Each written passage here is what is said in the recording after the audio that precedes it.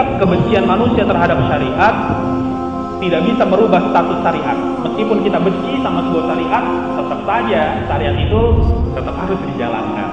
Lihat contohnya dalam surat Al-Baqarah ayat 216. Di sana dikatakan, kutiba alaikumul qital. Bayangkan, diwajibkan atas kalian berperang. Bayangkan, ada syariat seperti itu. Makanya syariat itu nggak bisa pakai akal, logika, pakai perasaan. Beragama tuh pakai dalil, bukan pakai perasaan. Beragama tuh bukan pakai akal, pakai dalil. Kutiba alaikumul qital, diwajibkan atas kamu berperang. Alhamdulillah, ayat ini tidak berkata kutiba alaikumul jihad, enggak begitu. Diwajibkan atas kamu jihad. Kenapa? Nanti kalau ditulis kutiba alaikumul jihad, dimencongin lagi maknanya. Kan nyari kerja jihad juga, belajar jihad juga. Tapi ayat ini kutiba alaikumul qital mau diartikan apa coba? Diwajibkan atas kalian membunuh, berperang. Bayangkan, ada syariat kok kayak begitu. Wa huwa kurhul lakum, dan berperang itu sesuatu yang kalian benci. Iya, nggak usah kita ngomong, Allah udah tahu kita tuh benci jihad. Kita nggak suka perang, Allah sudah tahu. Tapi lihat di sini, wa asa an takrahu shay'an wa huwa khairul lakum. Boleh jadi sesuatu yang kamu benci sebenarnya baik buat kamu. Wa asa an tuhibbu shay'an wa huwa syarrul lakum. Boleh jadi kamu suka sesuatu sebenarnya itu buruk buat kamu. Wallahu ya'lamu wa antum la ta'lamun. Allah yang maha tahu, kamu nggak tahu apa-apa. Allah yang maha tahu, kamu nggak tahu apa-apa. Jadi nggak usah aneh para jamaah sekalian, ada ayat kayak begini. Ada syariat suruh nyembelih anak, bayangkan. Akal mana yang bisa terima? Coba. Akal mana yang bisa terima? Ada syariat suruh menyembelih anak. Suruh hijrah, bayangkan. Ninggalin kampung, ninggalin keluarga, ninggalin harta kerja. Suruh hijrah, bayangkan. Kenapa kita disuruh berperang? Bayangkan. Kenapa kita disuruh berperang? Karena kalau umat Islam tidak berperang, pasti umat Islam diperangi. Itu yang terjadi. Di mana-mana umat Islam diperangi. Karena umat Islamnya tidak belajar fikih jihad. Ya. Jadi bukan berarti kalau kita baca ayat ini diwajibkan atas kamu berperang terus langsung berangkat, ya enggak. Ada ilmunya, ada tahapnya, ada ilmunya, ada caranya. Harus belajar fikihnya dulu kan, ada fikih jihad. Jadi nanti ngamalinya tidak boleh sembarangan, ngamalinya ada ilmunya. Tapi ya wajib, begitu maksudnya. Karena kalau tidak diamalkan, kamu tidak melakukan peperangan, kamu pasti diperangi. Umat Islam di mana-mana diperangi. Nanti kita lihat ada ayat begini. Hud min amwalihim shadaqatan tutahhiruhum wa tuzakkihim biha. Ambillah harta mereka untuk disucikan. Jadi diambil harta untuk disucikan zakatnya, infaknya. Kenapa? Karena kalau hartanya tidak diambil, pasti diambil sama orang kafir. Sekarang Indonesia yang kaya raya hartanya diambil, ya Freeport, macam tambang ini diambil. Gara-gara orang Islam ya tidak mengambil harta-harta itu untuk kemaslahatan kaum muslimin. Sekarang malah ayat-ayat ini dipraktekkan sama orang kafir. Orang kafir malah merangin orang Islam, ngambilin hartanya orang Islam. Jadi justru syariat itu diciptakan untuk melindungi kaum muslimin, bukan untuk menyusahkan umat Islam. Tidak. Asal kita tahu ilmunya, ya, sehingga kita tidak melaksanakannya secara serampangan. Tetap ada mekanismenya, tetap ada aturannya, ya, sehingga diwajibkan kamu sholat, kemudian sholatnya salah-salah, ya nggak diterima. Jadi diwajibkan kamu berperang, itu juga ada ilmunya. Ya, cuman memang masalahnya di masyarakat kita saking bencinya sama syariat ini, syariat jihad, sampai-sampai ayat ini jarang dibahas. Yang dibahasnya kutiba alaikumus siyam terus, ya kan? Kutiba alaikumus siyam. Padahal sama, redaksionalnya sama, baca aja. Redaksionalnya sama. Ya ayyuhalladzina amanu kutiba alaikumusiyam. Wahai orang beriman, diwajibkan atas kamu puasa. Ayat ini sama, kutiba alaikumul qital, sama redaksionalnya. Tapi yang dibahas kutiba alaikumusiyam terus. Itu kalau kita tadarus padahal kita baca, tapi nggak dibahas. Makanya umat Islam jadi nggak ngerti ngamalinya gimana, nggak ngerti, nggak paham. Malah yang timbul apa? Antipati. Malah yang timbul apa? Sudut pandang negatif. Banyak orang berprasangka negatif sama syariat itu banyak. Wah, kalau syariat Islam ditegakkan di negeri ini akan pecah belah nanti. Nanti kita akan perang saudara. Itu menyangka apa? Syariat Islam ini sumber kerusakan berarti. Itu sudah tuduhan yang sangat keji. Tuduhan yang sangat tidak mendasar. Mengatakan syariat Islam itu sumber kerusakan. Ini kalau syariat Islam ditegakkan, wah hancur lebur negara ini nanti. Itu sama saja dia menuduh, berprasangka negatif ya terhadap syariat.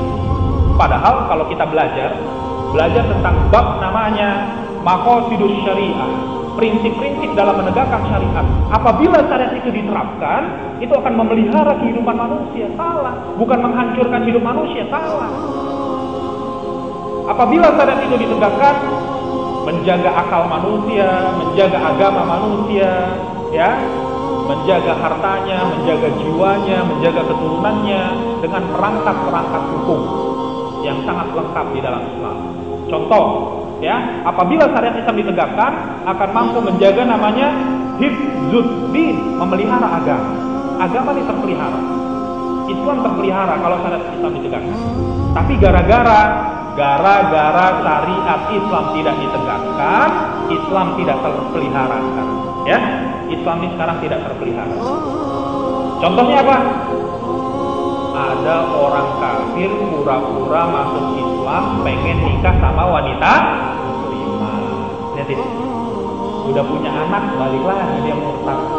Berapa banyak wanita muslimah jadi korban kemurtadan? Dan gak ada hukumnya, aturan hukumnya gak ada. Berapa banyak orang-orang miskin gara-gara harta nggak seberapa dimurtadkan. Belum lagi orang yang bikin kartun Nabi, orang yang menghina Nabi, itu nggak ada perangkat hukumnya. Padahal di dalam Islam ada, ya. Dalam surat Al-Maidah ayat 33 dan juga di dalam hadis Rasulullah disebutkan, "Man baddala dinahu faqtuluh." Siapa yang murtad keluar dari agamanya, maka dia wajib dieksekusi. Jika orang tidak bisa seenaknya keluar masuk Islam, nggak bisa. Ketika terjadi penistaan terhadap agama, negara kita bingung, ya. Ini mau pakai pasal apa? Nggak ada pasalnya. Pasal penghinaan, penistaan agama, bingung mau pakai pasal apa. Tapi kalau pasal penghinaan lambang negara ada pasalnya.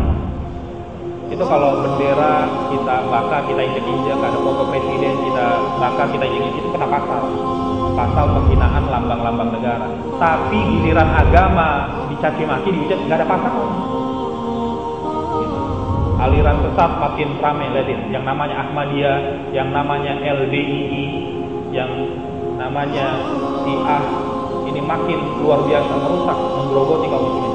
Tidak terpelihara. Padahal Islam itu mampu memelihara di sisi-sisi itu dengan hukum-hukum turunan yang ada di dalamnya.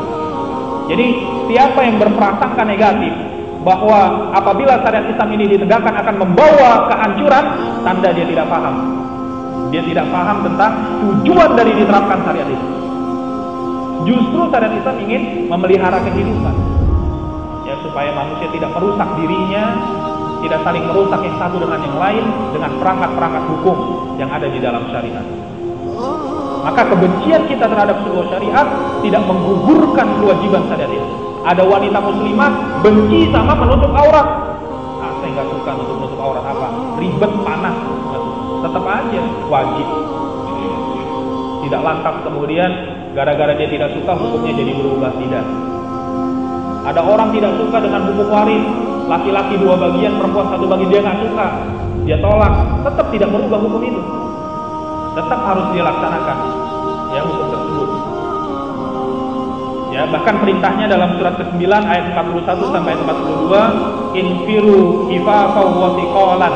Ini contoh salah satu pelaksanaan syariat. Meskipun di dalam ayat ini contoh syariatnya adalah berangkat ke medan jihad, tapi sebenarnya prinsipnya semua syariat itu memang begitu. Berangkatlah kamu menunaikan perintah Allah. Perintah Allah di dalam ayat ini kaitannya untuk berperang membela agama Allah. Infiru khifafan wa thiqalan. Berangkatlah baik dalam keadaan ringan maupun dalam keadaan berat. Dan ini bukan hanya untuk urusan jihad, semuanya. Berangkat sholat ke masjid, berangkat meskipun dalam keadaan ringan maupun berat. Berangkat ngaji juga gitu, meskipun kayaknya kondisinya agak berat, dia berangkat. Laksanakan syariat apapun. Suruh nutup aurat, ya laksanakan meskipun ringan ataupun berat. Begitu sikap yang benar, karena ini termasuk bagian daripada ujian iman. Jadi kalau kita ikhlas, lihatin para jamaah sekalian, sekali lagi ya, menjalankan syariat ini butuh keikhlasan. Ciri orang ikhlas, sekali lagi saya katakan bahwa ciri orang ikhlas itu adalah tidak berubah ketaatannya, ya, tidak berubah ketaatannya dalam mencari ridha Allah karena faktor apapun. Lihat, orang ikhlas itu adalah orang yang tidak berubah ketaatannya dalam mencari ridha Allah karena faktor apapun, baik dipuji ataupun dicela, baik perintahnya ringan ataupun berat, baik diberi sesuatu atau tidak diberi, baik melaksanakan bersama banyak orang ataupun cuma sedikit. Lihat, itu orang yang ikhlas. Jadi kalau kita masih berubah-ubah, lihat, kalau kita menjalankan syariat masih berubah-berubah, itu tanda belum ada keikhlasan, belum ikhlas. Contohnya apa? Kalau dipuji semangat, kalau dicela sedikit mulai kendor, itu berarti belum ikhlas. Maunya melaksanakan syariat yang ringan-ringan aja, yang berat-berat dia menghindar, cari-cari alasan, itu belum ikhlas. Kalau diberi sesuatu dia jalan, kalau nggak diberi dia tidak mau mengamalkan, itu belum ikhlas. Semangatnya apa? Semangatnya kalau orangnya banyak baru semangat, kalau orangnya sedikit nggak semangat, berarti belum ikhlas. Orang ikhlas itu tidak berubah ketaatannya. Ya, makanya nanti kita lihat hadis Rasulullah yang diriwayatkan oleh Imam Bukhari dan Imam Muslim dari sahabat Ubadah bin Samit. Bagaimana kualitas para sahabat? Lihat, kualitas para sahabat di dalam menjalankan perintah Allah dan Rasulnya. Dijelaskan di sini, bayakna Rasulullah sallallahu alaihi wasallam ala sam'i wa ta'ah fil usri wal yusr wal mansati wal mukrah wa ala atharatin alaina wa la nunazil amra ahlahu illa antara kufran bawahan indakum minallahi ta'ala fihi burhan wa la an taqulu bil haqq aynama kunna la nahu fillahi lawmata la'im. Ya, Ubadah bin Samit menjelaskan, Ubadah bin Samit mengatakan, kami berbaiat. Berbaiat itu artinya bersumpah setia. Kami bersumpah setia kepada Rasulullah untuk mendengar dan untuk taat kepada Rasulullah.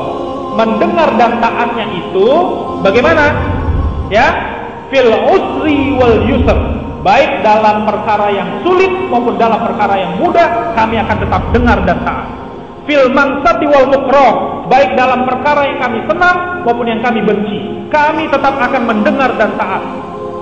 Wa ala atharatin alaina, meskipun penguasa mendominasi diri kami, waktu kami, tenaga kami, harta kami didominasi, kami tetap akan mendengar dan taat. Wa alla nunazi al-amra ahlahu, kami tidak akan mencabut kekuasaan dari yang berhak, kami tidak akan melakukan kudeta. Kalau ada orang yang sudah punya hak kekuasaan, kami tidak akan mencopot kekuasaannya itu. Illa antara kufran bawahan, kecuali dia melakukan kekafiran yang nyata. Kalau dia melakukan kekafiran, ya otomatis dimakzulkan, otomatis kekuasaannya gugur. Tapi di sini para sahabat sudah bersumpah, aku tidak akan menjatuhkan kekuasaan, tidak akan mencabut kekuasaan dari seseorang. Aku akan tetap dengar dan taat kecuali dia melakukan kekafiran yang nyata. Yaitu apa? Indakum minallahi ta'ala fihi burhan, yaitu apa-apa yang kalian punya keterangan dari Allah bahwa sesuatu itu kafir atau bukan. Ya, wa alla taqula bil haqq aina ma kunna, dan kita akan selalu berkata yang benar dimanapun kita berada. wala na'afu fillahi laumata laim, dan kita tidak akan pernah takut dengan celaan-celaan di jalan Allah. Ini komitmen para sahabat. Jadi sahabat itu berkomitmen pada Rasulullah, kami akan dengar dan taati engkau dalam hal yang mudah maupun susah, dalam hal yang kami senang maupun kami benci, meskipun kami dikuasai diri kami. Jadi nggak ada sahabat itu bersumpah sama Rasul, ya Rasulullah, saya akan dengar kamu yang mudah-mudah saja, saya akan taati kamu yang saya senang-senang aja. Nggak ada begitu. Para sahabat itu dididik oleh Rasulullah untuk kemudian punya sam'an wa ta'atan, punya sikap mau mendengar dan taat apapun kondisinya, selama itu adalah al-haq, selama itu adalah kebenaran. Ya, maka wajib untuk didengar dan ditaati. Nah, ini tadi saya katakan dalam surat ke-64 ayat 16, prinsip dalam menjalankan syariah apa? Yaitu istitoah, adanya kemampuan. Karena Allah Subhanahu wa taala mengatakan apa? Fattaqullaha mastata'tum, bertakwalah kamu menurut kesanggupan. Nah, ini aja ya. Jadi melaksanakan syariat itu ukurannya kesanggupan. Di mana kesanggupan orang itu beda-beda. Yang satu sudah sanggup ini, yang satu belum. Ya silahkan. Yang penting semaksimal mungkin, itu saja ya. Karena Allah tidak menuntut kita apa-apa yang kita nggak mampu. Yang penting jujur, jangan cari-cari alasan. Nanti jadi orang munafik. Orang munafik itu suka cari-cari alasan. Nanti kelihatan orang ini jujur apa enggak. Allah tidak memaksakan kita apa-apa yang kita belum mampu. Ya. Fattaqullaha mastata'tum, bertakwalah kamu sesuai kesanggupan kamu.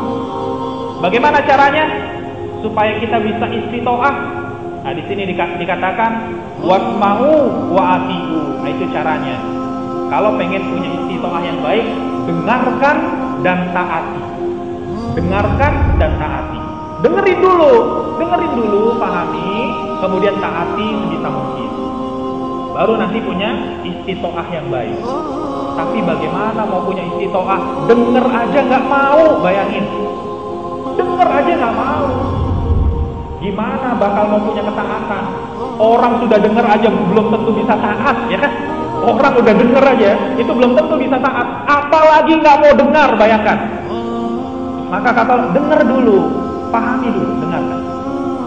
Dengarkan, pahami, nanti ya laksanakan semampunya. Nah gitu. Itu yang penting. Tapi kalau dengar saja sudah nggak mau, ya sudah tanda nggak bakalan melaksanakan syariat. Itu yang terjadi dalam diri manusia. Ya, dalam kehidupan kaum muslimin ini sulit sekali, telinganya nggak mau dengar, ya, mendengar syariat ini. Nah, di sini lihat para jamaah sekalian, kisah tentang bagaimana Allah menjatuhkan vonis kafir kepada iblis. Iblis itu dijatuhkan vonis kafir karena apa? Karena menentang satu syariat saja. Lihat.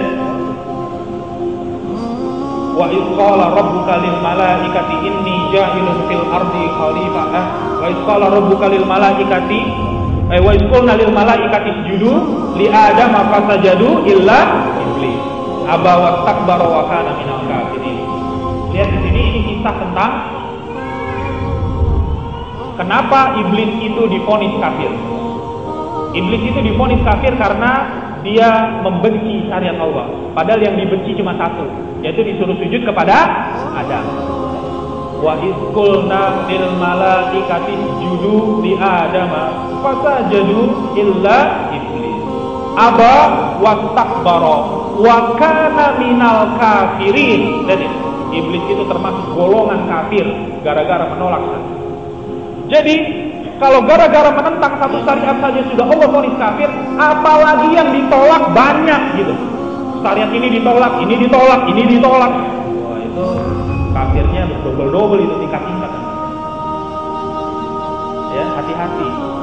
Tadi saya katakan, kalau belum mampu ya bilang aja belum mampu. Jangan kemudian dibenci gitu, ya, dicaci, ditolak. Iblis itu, kenapa saya harus sujud sama Adam ya Allah? Saya kan lebih baik dari Adam. Begitu malah dibantah Allah itu. Allah dibantah sama iblis. Dia merasa perintah Allah itu nggak logis, nggak rasional. Harusnya Adam yang sujud sama saya, gitu kan itu. Bayangkan.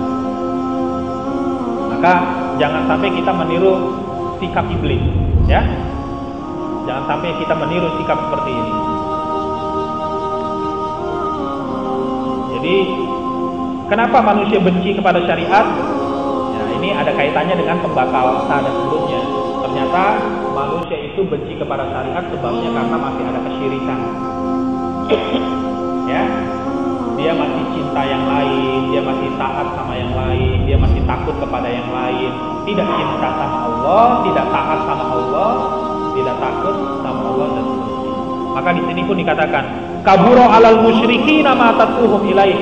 Amat berat bagi orang musyrik apa yang kamu serukan itu. Yaitu seruan untuk apa? An-aqimuddin, menegakkan agama. Ketika Allah telah menetapkan kepada para nabi, kepada Nabi Nuh, kepada Nabi Muhammad, kepada Nabi Ibrahim, Nabi Musa, Nabi Isa untuk tegakkan agama, jangan berpecah belah, maka Allah katakan apa? Kaburo alal musyrikina ma tad'uhum ilaih. Amat berat bagi orang musyrik apa yang kamu seru itu, yaitu seruan untuk menegakkan agama Allah akan terasa berat di dada orang musyrik. Karena orang musyrik itu apa? Ada yang lebih dicintai selain Allah, lebih ditaati selain Allah, lebih ditakuti selain Allah. Itu masalah. Maka jangan jadi orang musyrik. Kita sudah bahas itu di bab awal, apa dan bagaimana syirik. Ya.